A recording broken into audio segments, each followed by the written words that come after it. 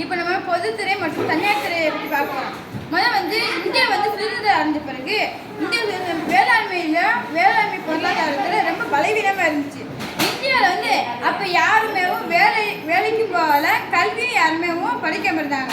அதனால இந்தியாவில் வேளாண்மை ரொம்ப நம்ம இந்தியா ரொம்ப கஷ்டத்தில் இருந்துச்சு.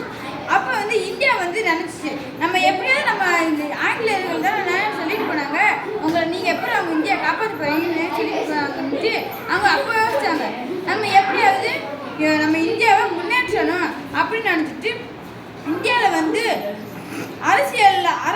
அரசியலில் ஒரு பேச்சுரிமையை அப்படி நடத்தினாங்க. அப்போ நம்ம இந்தியா துறையில் ஒரு கலப்பு துறையை உருவாக்குவோம், அந்த கலப்பு துறையில் 2 வகையாக நம்ம வச்சுக்குவோம் அப்படின்னாங்க.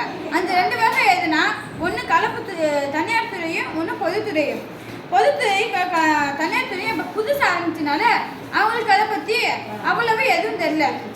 இந்தியா ரொம்ப சின்ன சின்ன வேலைகளை அப்போ இது செஞ்சுக்கிட்டு இருந்தனால இப்போ தனியார் துறையும் பொதுத்துறையும் கொண்டு வந்தனால அது இந்தியாவால் அந்த 2ஐயும் ரொம்ப கண்ட்ரோலில் வச்சுக்க முடியல, அதை விரிவாக்கவும் முடியல. அப்போ அவங்க நினச்சாங்க, நம்ம எதுக்கு இதை 2ஆக பிரிச்சுக்கிட்டு கலப்பு முறையாக வச்சு நம்ம 2ஐயும் ஒன்றா சேர்த்தேவோம், இப்படி இது பண்ணுவோம் அப்படின்னு நினச்சிக்கிட்டு 2ஐயும் ஒன்றா சேர்த்தாங்க. அப்போ தொழில்துறையில் வர்த்தகம் இருந்துச்சு, தனியார் துறைக்கான அரசாங்க சொந்தமும் இருந்துச்சு. அப்போ 2மே இருந்தனால அனைத்து விதமானதும் நம்ம நாட்டில் உருவாக ஆரம்பிச்சு.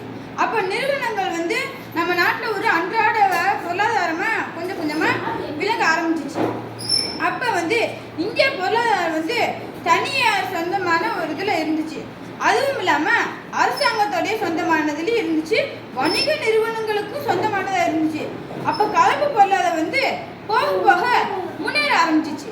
அப்படி இருக்கும்போது அரசு நிறுவனங்கள் கலப்பு பொருளாதாரம் பரவாயில்ல, ஓரளவு முன்னேற ஆயிருக்குன்னு, அதாவது ஓரளவு விரிவுபடுத்தணும்னு அனுமதி அளித்தாங்க. அப்படி இருக்கும்போது பொருளாதாரம் இரு துறைகளாக இருந்துச்சு.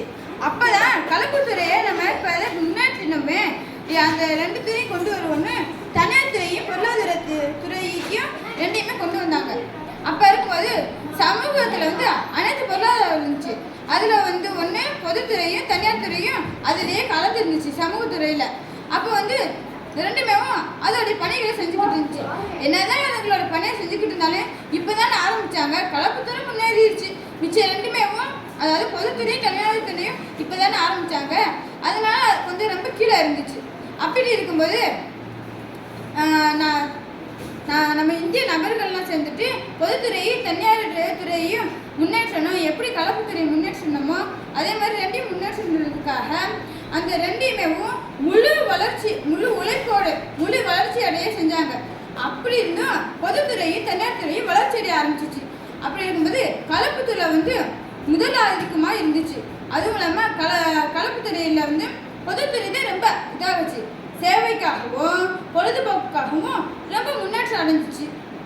அது ஆனால் இந்த துறை தனியார் துறை இந்த வேலைக்காகவும் உழைப்புக்காகவும் இருந்தனால அது அவ்வளவு முன்னேற முடியல. ஆனால் பொதுத்துறை ஒரு சேவைக்காகவும் நோக்கத்திற்காகவும் இருந்தனால அது முன்னேறிச்சு, லாபமும் அடைஞ்சிச்சு பொதுத்துறை. அப்படி இருந்தப்போ கலப்புத்துறை தான் முதலாதிக்கத்தையும் கொண்டு வந்துச்சு. நன்றி, வணக்கம்.